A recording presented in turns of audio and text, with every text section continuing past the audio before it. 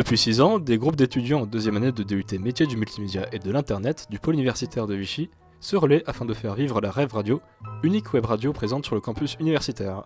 Fer de lance de la plateforme, la Rêve Radio rassemble ses auditeurs autour d'une émission en direct tous les jeudis de 16h à 18h, la Jeudinale. Lohan Cyr, Valentin Archambault et Simon Vignal gèrent cette web radio, mais aussi tout ce qui tourne autour.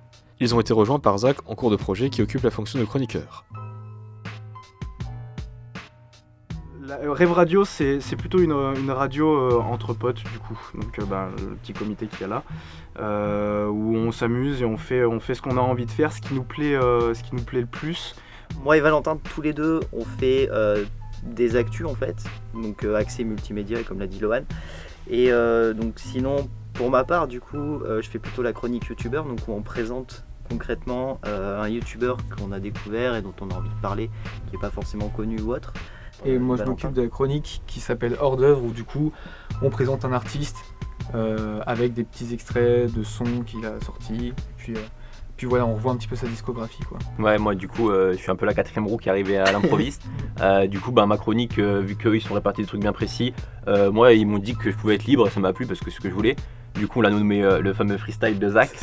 Du coup dedans moi je parle de tout ce qui me plaît dans la semaine, vu que je suis très accroché aux réseaux sociaux, tous les actus ou les trucs qui ont un peu buzzé qui me plaisent, j'en parle.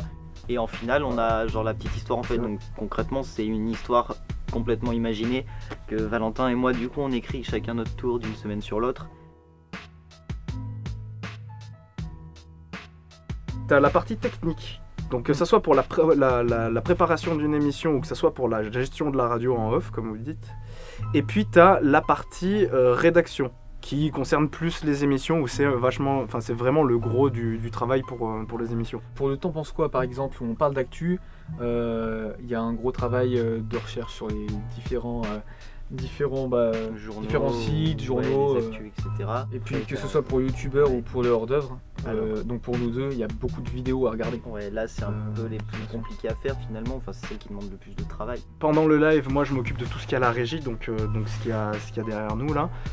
Donc il faut aussi un temps de formation, il faut s'améliorer au fur et à mesure. Puis moi du coup je suis arrivé plus tard, j'avais pas le même travail qu'eux, vu que je partais sur un freestyle, j'avais pas pensé à faire cette rédaction on va dire. Mais bon, dans notre but de s'améliorer, de se perfectionner, on va dire se professionnaliser même, je me suis mis à ça aussi. Et c'est vrai que quand on rédige et qu'on fait un truc propre, on est plus fier de ce qu'on produit. Et un dernier point qui est important aussi, c'est l'habillage sonore de la radio, donc c'est pareil, c'est moi qui m'en suis occupé, faire les jingles, les fonds sonores quand on est en émission.